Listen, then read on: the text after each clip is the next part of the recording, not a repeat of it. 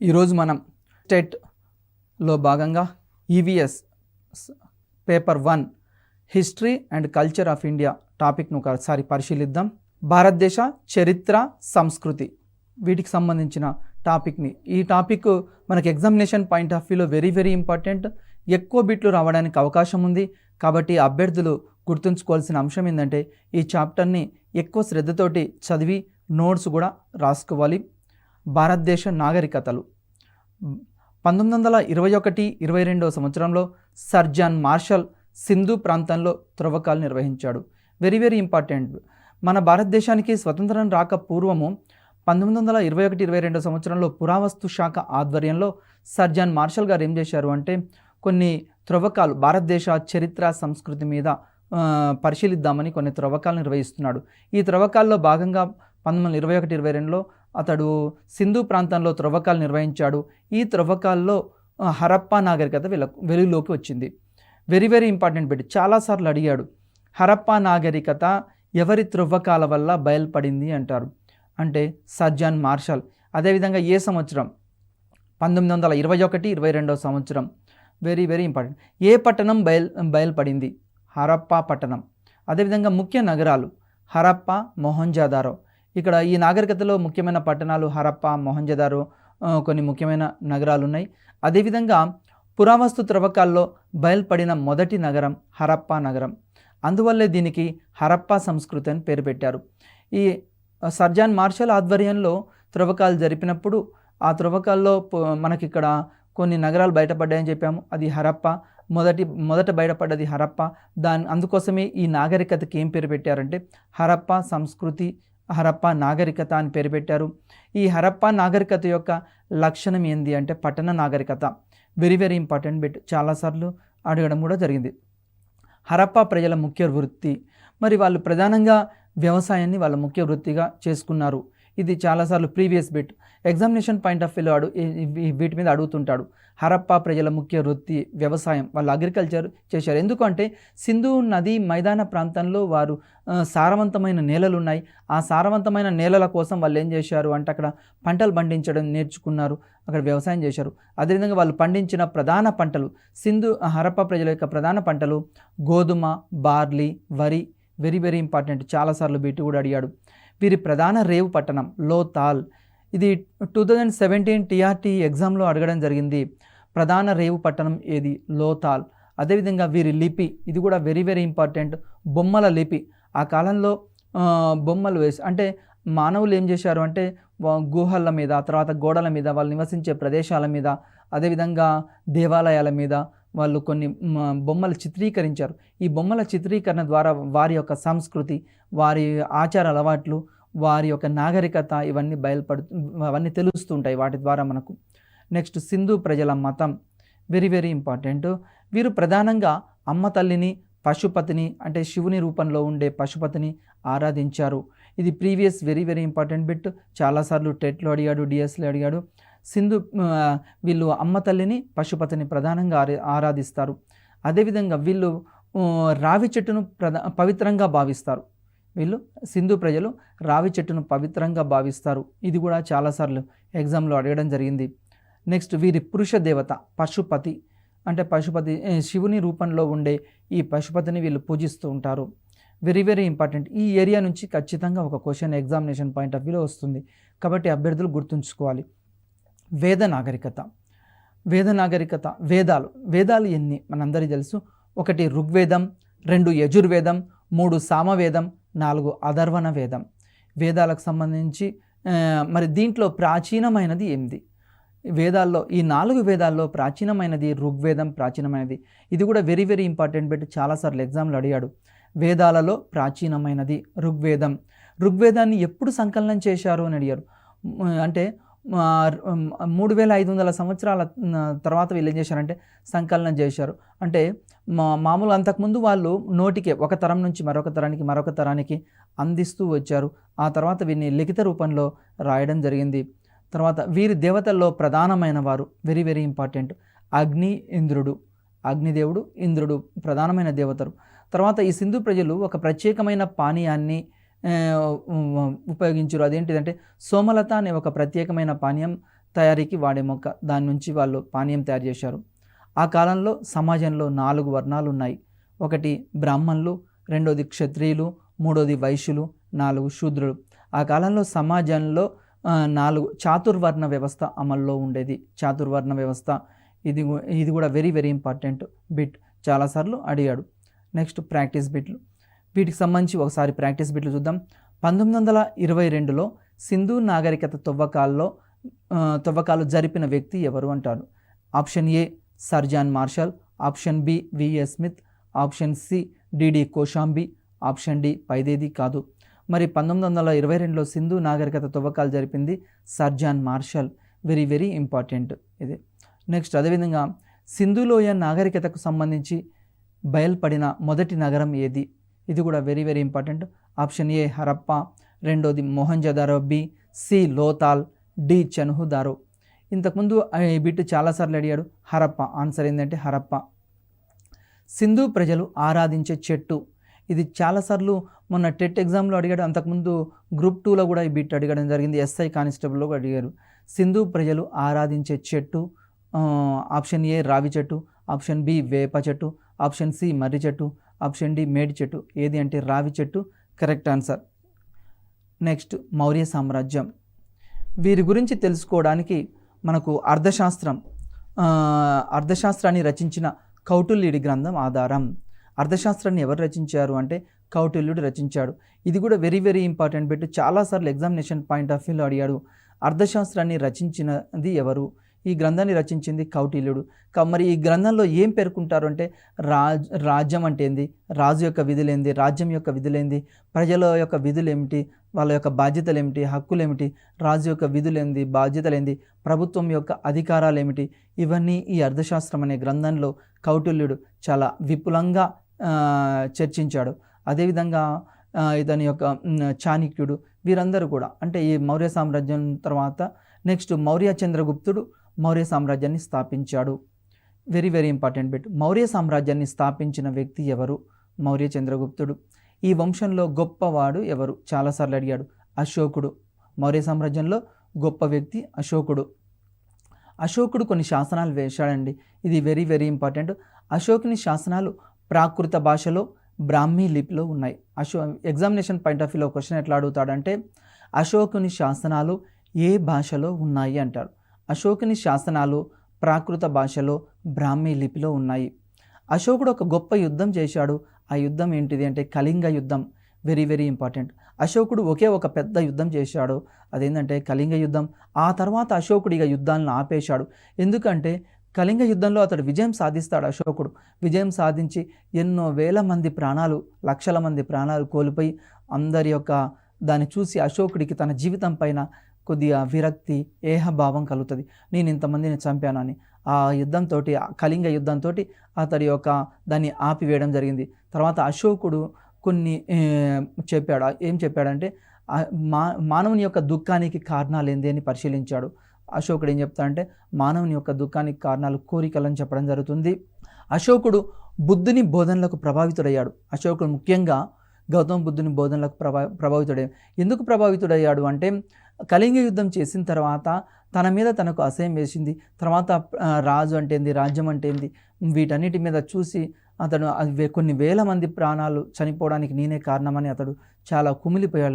లోపల కుమిలిపోయి అశోకుడు బుద్ధుని యొక్క బోధనలకు ప్రభావితుడయ్యాడు. తర్వాత తన రాజ్యంలో ప్రజలందరూ సుఖ సంక్షేమంగా ఉండడం కోసం, శాంతియుతంగా ఉండడం కోసం ఆ కాలంలోనే అతడు పర్యావరణ పరిరక్షణ కోసం రోడ్లకు ఇరుపక్కల చెట్లను నాటించాడు. వెరీ వెరీ ఇంపార్టెంట్ బిట్ అండి ఇది. అశోకుడు రోడ్లకు ఇరుపక్కల చెట్లు నాటించాడు. ఎందుకు అంటే ఆ కాలంలో నేటిలాగా ప్రయాణ సాధనాలు లేవు, తక్కువగా ఉన్నాయి. ఏ ఊరికి వెళ్ళినా అప్పుడు కాలిబాటను నడుచుకుంటూ వెళ్ళేవారు. ప్రజలు మధ్య మధ్యలో ఆగడానికి అనుకూలంగా రోడ్లకు ఇరుపక్కల అతను చెట్లు నాటించడం జరిగింది. అదేవిధంగా దక్కన్లో గొప్ప సామ్రాజ్యం శాతవాహన సామ్రాజ్యం. Very very important bit. ఈ శాతవాహన సామ్రాజ్యం యొక్క స్థాపకుడు శ్రీముఖుడు. ఇది ప్రీవియస్ బిట్, చాలాసార్లు ఎగ్జామ్లో అడగడం జరిగింది. శాతవాహన సామ్రాజ్య స్థాపకుడు ఎవరు? శ్రీముఖుడు. ఈ వంశంలో గొప్పవారు ఎవరు? శాతవాహన వంశంలో గొప్పవారు ఎవరంటే గౌతమిపుత్ర శాతకర్ణి గొప్పవాడు. ఈ వంశంలో గొప్పవాడు గౌతమిపుత్ర శాతకర్ణి. గుప్తుల కాలంలో అరుదైన ప్రదేశాలు కలవు. అవి ఏంటంటే మధ్యప్రదేశ్లో, నేటి మధ్యప్రదేశ్లోని ఉదయగిరి ప్రాంతం. అదేవిధంగా ఈ శిల్పాలకు కూడా ప్రసిద్ధి ఎక్కడ అంటే సారనాథ్ అనేది శిల్పాలకు ప్రసిద్ధి. అదేవిధంగా మనం చూస్తాం అశోకుడి యొక్క సారనాథ్లో వేయించిన కొన్ని రకాల శిల్పాలు ప్రపంచ ప్రసిద్ధిగాంచినవి. అదేవిధంగా ఢిల్లీలోని మొహరెలి ఇనుప స్తంభం, దీని యొక్క ప్రత్యేకత ఏంది అంటే తుప్పు పట్టదు. ఈ స్తంభం యొక్క ప్రత్యేకత తుప్పు పట్టదు. దీన్ని ఎవరు ఏర్పాటు చేశారంటే రెండవ చంద్రగుప్తుడు వేయించడం జరిగింది. అదేవిధంగా ఇండికా గ్రంథ రచయిత ఎవరు? Very very important bit. చాలాసార్లు ఎగ్జామినేషన్ పాయింట్ ఆఫ్ వ్యూలో ఇది అడగడం జరిగింది. ఈ ఇండికా గ్రంథ రచయిత Megasthenes. Very very important bit. డిఎస్సిలో, టెట్లో, ఎగ్జామ్లో చాలాసార్లు అడిగాడు. అదేవిధంగా గ్రూప్స్లో కూడా అడుగుతుంటాడు. ఇండికా గ్రంథ రచయిత మెగస్తనీస్. మౌర్య సామ్రాజ్య స్థాపకుడు ఎవరు? మౌర్య సామ్రాజ్య స్థాపకుడు చంద్రగుప్త మౌర్యుడు. Very very important bit. Maurya సామ్రాజ్య స్థాపకుడు చంద్రగుప్త మౌర్యుడు. అశోకుని శాసనాలు ఏ భాషలో కలవు? ఇది చాలాసార్లు ఎగ్జామ్లో అడిగాడు. అశోకుని శాసనాలు ప్రాకృత భాషలో కలవు. Very very important. మనం ఇక్కడ గుర్తుంచుకోవాల్సిన అంశం ఏంటి అంటే, ఒకటి ఇండికా గ్రంథ రచయిత ఎవరు? మెగస్తనీస్. మౌర్య సామ్రాజ్య స్థాపకుడు చంద్రగుప్త మౌర్యుడు. అశోకుని శాసనాలు ప్రాకృత భాషలో కలవు. అదేవిధంగా ప్రాచీన మధ్యయుగ సంస్కృతి, దీంట్లో కాకతీయుల గురించి పరిశీలిద్దాం. కాకతీయుల మూల పురుషుడు Durjaya. Very very important bit. చాలాసార్లు అడిగాడు. కాకతీయుల మూల పురుషుడు దుర్జయ. కాకతీయుల శాసనాలు ఏ భాషలో వేయించారు? తెలుగులో వేయించారు. Very very important. అంతకుముందు ఉన్న వాళ్ళు ప్రాకృతమో సంస్కృతమో ఏదో ఒక భాషలో వేస్తే, కాకతీయులు వచ్చిన తర్వాత ప్రత్యేకంగా శాసనాల్ని తెలుగు భాషకు ఎక్కువగా ఇంపార్టెన్స్ ఇచ్చారు కాకతీయులు. అదేవిధంగా ఆ కాలంలో కాకతీయులు మొఘల్ సామ్రాజ్యంతో ఎక్కువగా యుద్ధం చేసి మొఘల్ సామ్రాజ్యాన్ని ఎదుర్కొన్న గొప్ప సామ్రాజ్యం ఏంటంటే కాకతీయ సామ్రాజ్యం. ఈ కాకతీయ శాసనాలన్నీ వీళ్ళు తెలుగులో వేయించడం జరిగింది. కాకతీయుల్లో ప్రముఖులు రెండవ ప్రోలరాజు, రుద్రమదేవుడు, గణపతి దేవుడు, రుద్రమదేవి, ప్రతాపరుద్రుడు. కాకతీయుల్లో ప్రముఖులు వీళ్ళు. అదేవిధంగా రుద్రదేవుడు, ఇది వెరీ వెరీ ఇంపార్టెంట్ బిట్. రుద్రదేవుడు రాజధానిని హనుమకొండ నుండి ఓరుగల్లుకు మార్చాడు. ఈ ఓరుగల్లునే నేడు వరంగల్ అంటున్నాం. మరి రాజధానిని రుద్రదేవుడు ఏం చేశాడంటే హనుమకొండ నుండి ఓరుగల్లుకు మార్చాడు. ఇది ప్రీవియస్ బిట్, చాలాసార్లు అడిగాడు. నెక్స్ట్, హనుమకొండలో 1000 స్తంభాల గుడిని వేయించినది ఎవరు? హనుమకొండలో 1000 స్తంభాల గుడిని వేయించినది ఇక్కడ ఎవరు నిర్మించారంటే హనుమకొండలో రుద్రదేవుడు. ఇది కూడా ఇంపార్టెంట్. రుద్రమదేవి కాలంలో ఈ సామ్రాజ్యాన్ని సందర్శించిన ఇటాలియన్ యాత్రికుడు. ఈ బిట్ కూడా చాలాసార్లు అడిగాడు. రుద్రమదేవి కాలంలో ఈ సామ్రాజ్యాన్ని సందర్శించిన ఇటాలియన్ యాత్రికుడు మార్కోపోలో ఏం చేస్తాడంటే రుద్రమదేవి పరిపాలన ఏ విధంగా ఉంది, రుద్రమదేవి కాలంలో ప్రజలు ఏ విధంగా జీవించారు, రుద్రమదేవి కాలంలో ప్రజల ఆచార వ్యవహారాలు, సాంప్రదాయాలు, మతాలు, వీటన్నిటి మీద మార్కోపోలో వచ్చి ఇక్కడ ప్రత్యేకమైన శ్రద్ధ కనిపించాడు. ఎందుకంటే అంతకుముందు మహిళలు భారతదేశంలో ఇద్దరు. అంతకుముందు రజియా సుల్తాన్, ఢిల్లీ సుల్తాన్లో రజియా సుల్తాన్ ఒక మహిళ, అదేవిధంగా రుద్రమదేవి కూడా ఒక మహిళ. ఈ మహిళా కాలం ఏ విధంగా ఉంది అని పరిశీలించడానికి ఈ మార్కోపోలో ఈ కాకతీయ సామ్రాజ్యాన్ని సందర్శించాడు. Very very important bit. Rudramadevi మనవడి పేరు ప్రతాపరుద్రుడు. రుద్రమదేవి సామంతుడు కాయస్థ అంబదేవుడు. వెరీ వెరీ ఇంపార్టెంట్ అండి. రుద్రమదేవి తన చివరి యుద్ధం రుద్రమదేవుడు తన సామంతులు ఎదురు తిరిగేటప్పుడు కాయస్థ అంబదేవుడు తిరుగుబాటు చేయగా నల్గొండ జిల్లా చందుపట్లలో జరిగిన యుద్ధంలో ఆమె ప్రాణాలు కోల్పోయింది. Rudramadevi very very important bit. ఏ యుద్ధంలో రుద్రమదేవి ప్రాణాలు కోల్పోయింది అంటారు? చందుపట్ల యుద్ధంలో రుద్రమదేవి ప్రాణాలు కోల్పోయింది. ఈ యుద్ధం రుద్రమదేవి ఎవరి మీద పోరాటం చేసింది అంటారు? కాయస్థ అంబదేవునిపై ఇక్కడ యుద్ధం చేసింది. నెక్స్ట్, నాయంకర విధానం. Very very important. ఏంటంటే కాకతీయుల కాలంలో నాయంకర విధానం ఉన్నది. ఈ నాయంకర విధానం ఏం తెలియజేస్తుంది అంటే, నాయంకర్లు అంటే చక్రవర్తులు. ఫర్ ఎగ్జాంపుల్ రాజు, చక్రవర్తి, వీళ్ళకి ఈ నాయకులు నియమిస్తారు. రాజ్యంలో నాయకులు నియమిస్తారు. ఈ నాయంకర్లు ప్రతిఫలంగా నాయంకర్లను నియమించినందుకు ప్రతిఫలంగా ఈ నాయంకర్లు ఆ ప్రాంతంలో శిస్తు వసూలు చేసుకునే హక్కు వాళ్ళకి కల్పించబడుతుంది.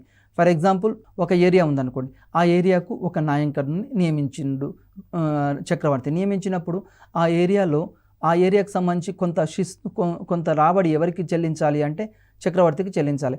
మరి ఇతనికి లాభం ఏంటి అంటే ఈ నాయంకరునికి ఆ ప్లేస్లో ఎక్కడైతే నియమించబడతాడో నాయంకరుడిగా ఆ ప్లేస్లో శిస్తు వసూలు చేసుకునే అధికారం ఇతనికి ఉంది. ఈ న్యాయంకర విధానం కాకతీయుల కాలం నుండి ప్రారంభమైంది. వెరీ వెరీ ఇంపార్టెంట్ బిట్, ఎగ్జామ్లో అడుగుతాడు. రామప్ప గుడి కాకతీయుల కాలం నాటిది. రామప్ప గుడి కాకతీయుల కాలం నాటిది. మరి దీనికి సంబంధించి బిట్స్ ఎట్లా వస్తాయి ఒకసారి పరిశీలిద్దాం. చివరి కాకతీయ పాలకుడు ఎవరు? ఆప్షన్ ఏ ప్రతాపరుద్రుడు, option B Rudramadevi, option C రుద్రదేవుడు, ఇక్కడ అదేవిధంగా ఆప్షన్ డి గణపతి దేవుడు. ఈ విధంగా ఇస్తారు. ఇచ్చినప్పుడు మనకి ఏంది అంటే ప్రతాపరుద్రుడు చివరి కాకతీయ పాలకుడు ఎవరంటే ప్రతాపరుద్రుడు. వెరీ వెరీ ఇంకొక ఇంపార్టెంట్ బిట్ ఏంది అంటే మోటుపల్లిలో అభయ శాసనం వేయించింది ఎవరు? Very very important bit. Option A రుద్రదేవుడు, ఆప్షన్ బి గణపతి దేవుడు, option C Rudramadevi, option D ప్రతాపరుద్రుడు. మోటుపల్లిలో అభయ శాసనం వేయించింది గణపతి దేవుడు అండి. ఇది చాలాసార్లు ఎగ్జామ్లో అడిగాడు. మోటుపల్లి అభయ శాసనం వేయించినది లాస్ట్ ఇయర్ టెట్లో వచ్చింది, డిఎస్సిలో వచ్చింది, అంతకుముందు గ్రూప్స్లో కూడా చాలాసార్లు అడగడం జరిగింది. భక్తి ఉద్యమం. భక్తి ఉద్యమం భారతదేశంలో ఇక్కడ మన దక్షిణ భారతదేశానికి సంబంధించి ప్రత్యేకంగా క్రీస్తు శకం 550లో తమిళనాడులో భగవంతునిపై భక్తి ఆధారంగా ఒక ఉద్యమం ప్రారంభమైంది. 550లో తమిళనాడులో ఒక భక్తి ఉద్యమం ప్రారంభమైంది. ఇక్కడ ప్రధానంగా శివుడు విష్ణు ఆరాధకుల మధ్య ఈ యొక్క ఉద్యమం ప్రారంభమైంది. ఒకవైపు శివుణ్ణి ఆరాధించే వాళ్ళు, మరి ఒకవైపు విష్ణువుని ఆరాధించే వాళ్ళు. ఇక్కడ వీరి మధ్య దేవుడి మీద నమ్మకం లేని మతాలు అయిన కొన్ని మతాలు, ఫర్ ఎగ్జాంపుల్ బౌద్ధ, జైన, వీళ్ళు ఏం చేశారంటే వీళ్ళని వ్యతిరేకించడం జరిగింది. అంటే హిందూ మతంలో ఉన్న కొన్ని కట్టుబాట్లని, కొన్ని సాంఘిక దురాచారాలని, కొన్ని అలవాట్లని వీళ్ళు మతాలు వ్యతిరేకించారు. అంటే ఫర్ ఎగ్జాంపుల్ వరకట్న దురాచారమైన, సతీ సహగమనమైన ఇలాంటివి కొన్ని దురాచారాలు ఏవైతే ఉన్నాయో వాటిని ఈ బౌద్ధ జైన మతాలు వ్యతిరేకించడం జరిగింది. అదేవిధంగా ఆల్వార్లు అంటే ఎవరు? ఇది చాలాసార్లు ఎగ్జామ్లో అడిగాడు. ఆల్వార్లు అంటే విష్ణు భక్తులు. Very very important bit. ఆల్వార్లు అంటే విష్ణు భక్తులు, నాయనార్లు అంటే శివ భక్తులు. ఇది కూడా వెరీ వెరీ ఇంపార్టెంట్. శంకరాచార్యులు అద్వైత సిద్ధాంతాన్ని బోధించాడు. ఆదిశంకరాచార్యులు అద్వైత సిద్ధాంతాన్ని బోధించాడు. ఇది ప్రీవియస్ బిట్, చాలాసార్లు అడిగాడు. ఎగ్జామినేషన్ పాయింట్ ఆఫ్ వ్యూలో వివిధ సిద్ధాంతాలు ఉన్నాయి, వాటిని మనం బైహార్డ్ చేయాలి. ఇతడు జీవాత్మ పరమాత్మ ఒకటేనని, అదే పరమ సత్యమని బోధించాడు. ఆదిశంకరాచార్యులు ఏం చెప్తాడు అంటే జీవాత్మ పరమాత్మ రెండు ఒకటే, జీవము అజీవము తర్వాత ఇవన్నీ రెండు ఒకటే, మానవుని లోపల అంతర్భాగము, తన యొక్క ఆత్మలో భాగమని శంకరాచార్యులు అద్వైత సిద్ధాంతాన్ని ప్రబోధించడం జరిగింది. తర్వాత రామానుజాచార్యులు ఇతడు విశిష్టాద్వైతాన్ని బోధిస్తాడు. Very very important. రామానుజాచార్యులు విశిష్టాద్వైతాన్ని బోధిస్తాడు. ఇతడు ఏం చెప్తాడంటే ఇతని సిద్ధాంతంలో జీవాత్మ పరమాత్మలో కలిసిన దానికి ఒక విశిష్టత ఉంటుంది, ఈ సిద్ధాంతం చెప్తుంది. ఇతని ప్రకారం విశిష్టాద్వైత సిద్ధాంతం ప్రకారం జీవాత్మ మనం అందరము తర్వాత ఎక్కడ కలుస్తాం? భగవంతుల్లో లీనమైపోతాము, భగవంతుల్లో ఐక్యమైపోతామని రామానుజాచార్యులు విశిష్టాద్వైత సిద్ధాంతంలో చెప్తాడు. అదే మోక్షానికి తర్వాత మార్గమని సూచించాడు. తర్వాత తులసీదాస్ భక్తి ఉద్యమకారులో మరి ఒక ముఖ్యమైన వ్యక్తి తులసీదాస్. ఇతడు అవధీ భాషలో రామచరితమానస్ అనే కావ్యాన్ని రాస్తాడు. ఇతడు ఎక్కువగా రామకృతి భావన చేస్తాడు. తులసీదాస్ చాలా ఇంపార్టెంట్ అండి. ఇతడు రామచరితమానస్ తర్వాత రాముని మీద అనేక భక్తి గీతాలు ఇతను రాశాడు, తర్వాత పాడాడు. తన జీవితంలో మొత్తము దీనికి అంకితం చేయడం జరిగింది. తర్వాత మీరాబాయి మరొక ప్రముఖ వ్యక్తురాలు మీరాబాయి. ఈమె మేవార్ రాజకుటుంబం కోడలు, రాజపుత్ర మహిళ. ఈ మీరాబాయి రాజపుత్ర మహిళ ఈమె. అదేవిధంగా మీరాబాయి కృష్ణుని భక్తురాలు. Very very important bit. చాలాసార్లు ఎగ్జామ్లో అడిగాడు. మీరాబాయి ఎవరి భక్తురాలు అని అడుగుతాడు. ఆప్షన్ ఏ విష్ణు భక్తురాలు, ఆప్షన్ బి ఇట్లా కొన్ని క్వశ్చన్స్ అడుగుతాడు. అంటే ఇక్కడ కృష్ణుని భక్తురాలు. మీరాబాయి ఎవరి భక్తురాలు? కృష్ణుని భక్తురాలు. ఈమె భజన గీతాలు రాజస్థాన్, గుజరాత్లో చాలా ప్రాచుర్యం పొందాయి. మీరాబాయి యొక్క భక్తి గీతాలు, భజన గీతాలు మనకు రాజస్థాన్, గుజరాత్ రాష్ట్రాల్లో చాలా ప్రముఖంగా ప్రాచుర్యం పొందాయి. ఈమె కూడా కృష్ణుని మీద చాలా రకాల భజన గీతాలు, భక్తి గీతాలు రాసింది. భక్తి ఉద్యమంలో ఈమె కూడా చాలా ప్రముఖ పాత్ర పోషించింది. తర్వాత కబీర్ బోధనలు. కబీర్ కూడా మరి ఒక భక్తి ఉద్యమకారుడు. ఇతడు కబీర్ బోధనలో ప్రధానమైన లక్షణాలు ఏంటి అంటే ప్రధాన మతం సాంప్రదాయాన్ని, అతడు మతాల్లో ఏమైనా సాంఘిక దురాచారాలు లాంటివి ఉంటే వీటిని తిరస్కరించడం జరిగింది. ఈయన హిందీ భాషలో బోధనలు చేశాడు. కబీర్ హిందీ భాషల్లో కొన్ని బోధనలు చేశాడు. తర్వాత గురునానక్, ఇతడు తల్వండి గ్రామంలో జన్మించాడు. కులమత భేదాలతో సంబంధం లేకుండా ఒకే వంటశాలలో కలిసి భోజనం చేసేవారు. దీనికి ధర్మశాల అని పేరు. వెరీ వెరీ ఇంపార్టెంట్ బిట్ అండి.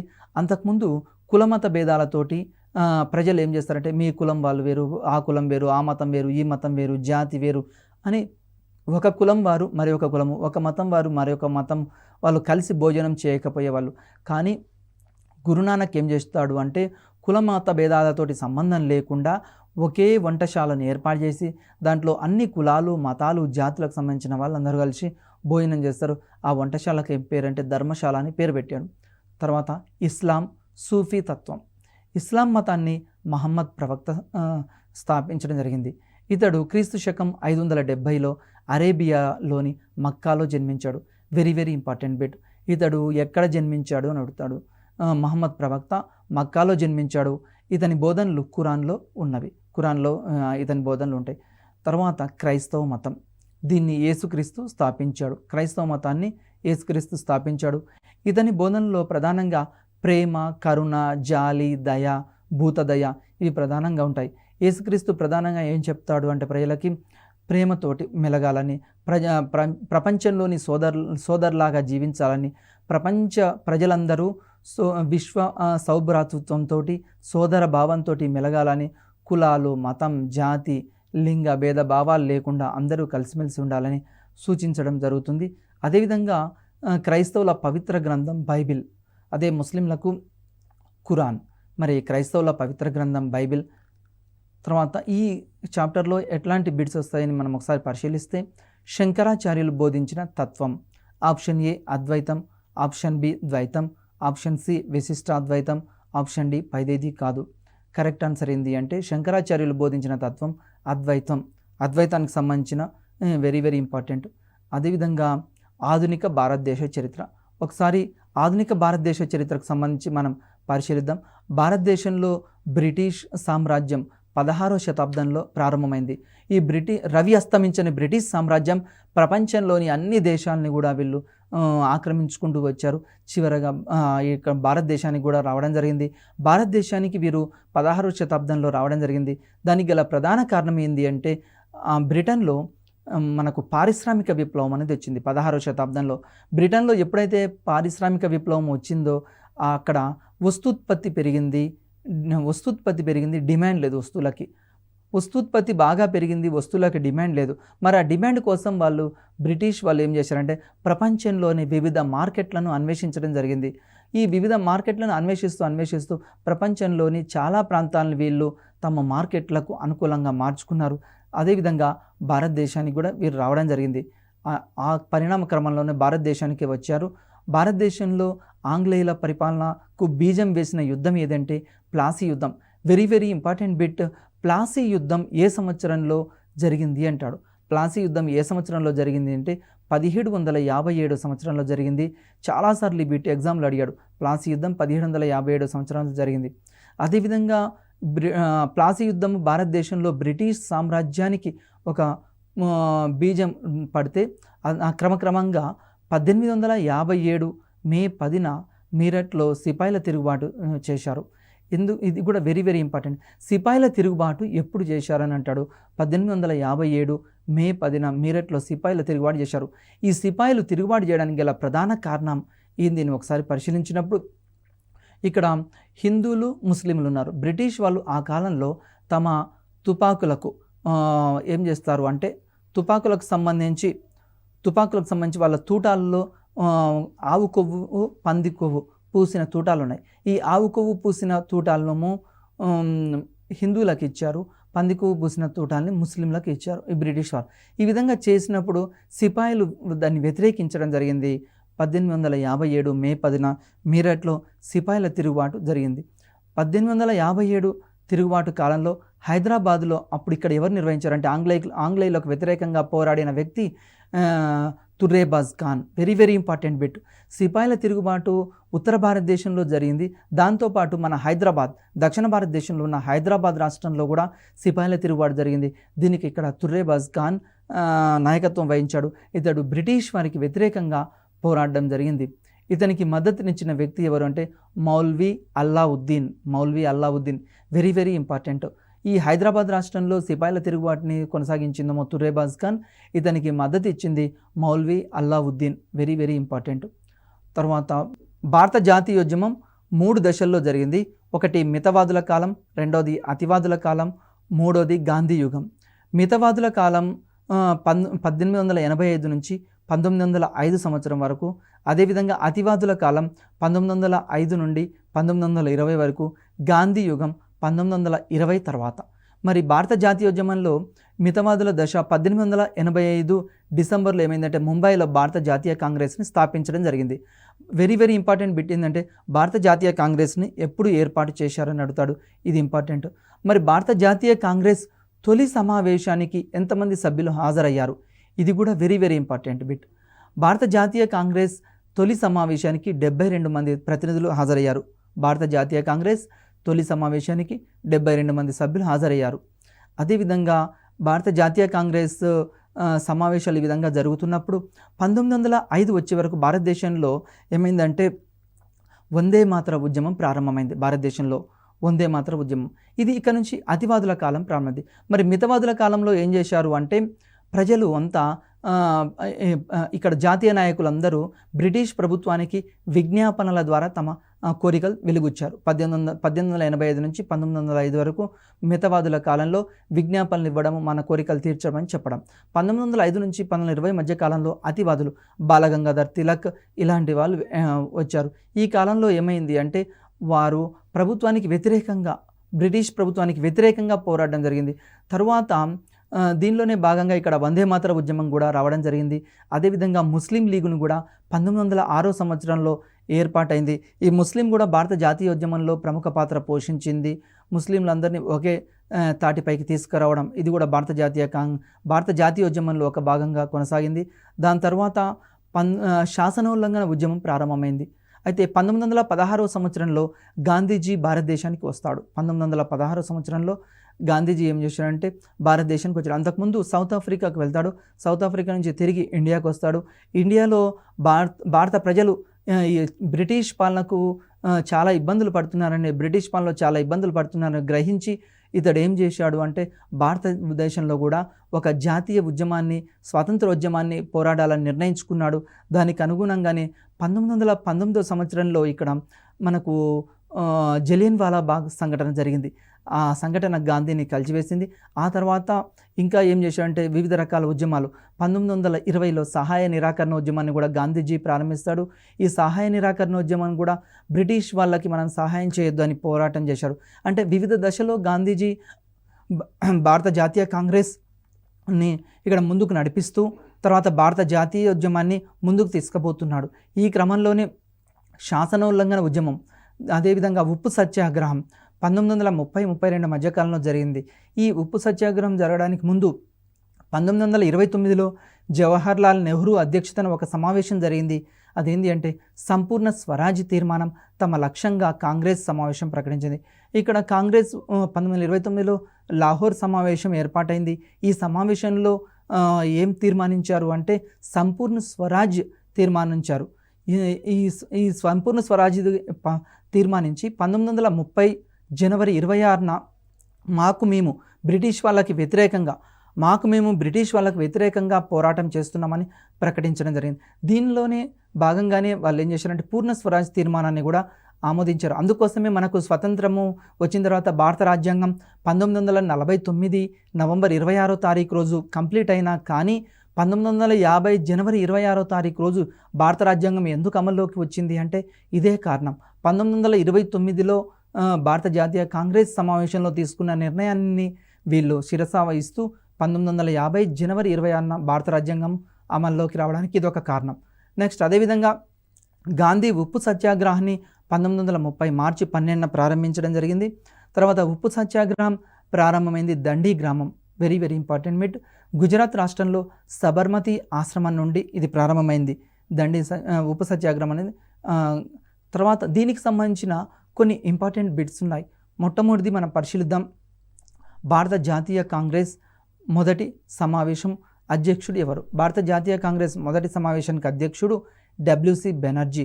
ఇక్కడ ఎగ్జామ్లో క్వశ్చన్ ఎట్లా అడుగుతారంటే option A Dadabhai Naoroji, option B W C Banerjee, option C Surendranath Banerjee, option D Badruddin Tyabji. మరి కరెక్ట్ ఆన్సర్ ఏంటంటే డబ్ల్యూసి బెనర్జీ భారత జాతీయ కాంగ్రెస్ సమావేశానికి అధ్యక్షుడు. అదేవిధంగా ముస్లిం లీగ్ ఎప్పుడు స్థాపించారు? ఇది కూడా వెరీ వెరీ ఇంపార్టెంట్ బిట్. ముస్లిం లీగ్ని ఎప్పుడు స్థాపించారు అంటే 1906లో ముస్లిం లీగ్ని స్థాపించడం జరిగింది. అదేవిధంగా 1942 సంవత్సరంలో కూడా మనకేమైందంటే భారత జాతీయోద్యమ కాలంలో ఇంకొక ముఖ్యమైన సంఘటన జరిగింది, క్విట్ ఇండియా ఉద్యమం. ఈ క్విట్ ఇండియా ఉద్యమం గాంధీ ఒక పిలుపిచ్చాడు. ఏం పిలుపిచ్చాడంటే డూ ఆర్ డై అనే నినాదాన్ని ఇవ్వడం జరిగింది. ఎందుకు ఈ నినాదాన్ని ఇచ్చాడు అంటే గాంధీజీ డూ ఆర్ డై నినాదంతో ఇక మనకు వస్తేనేమో స్వతంత్రం రావాలి, లేకుంటే లేదు అని గాంధీజీ అనుకున్నాడు. కాబట్టి డూ ఆర్ డై నినాదం తర్వాత భారత జాతీయ కాంగ్రెస్ వివిధ ఉద్యమాలు చేసింది. 1947 ఆగస్టు 15న స్వాతంత్రం రావడం జరిగింది. ఈ చాప్టర్లో మనం ముఖ్యంగా భారతదేశ సంస్కృతి, చరిత్ర, మధ్యయుగము, తర్వాత ఆధునిక కాలంలో జరిగిన అంశాలన్నింటినీ మనం పరిశీలించడం జరిగింది. నెక్స్ట్ చాప్టర్లో మనం మిగతా అంశాలను పరిశీలిద్దాం. నమస్తే.